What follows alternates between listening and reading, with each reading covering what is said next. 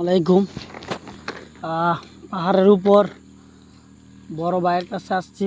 তো এখন বাগানে আসলাম কাঁচামরিচ নিতে। দেখেন এখানে কাঁচামরিচের গাছ আছে অনেক প্রকারের, দেশি বিদেশি, মানে 2-4 প্রকারের।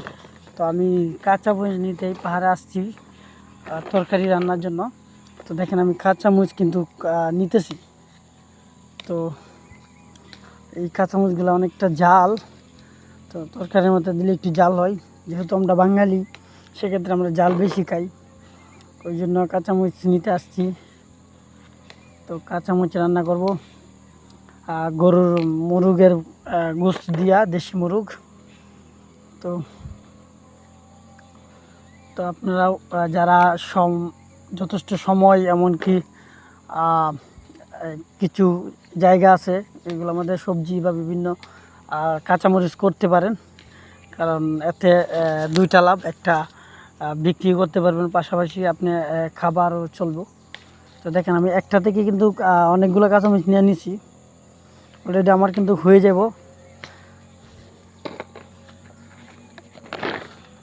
আমার আজকের মানে হয়ে যাব আজকের মতো।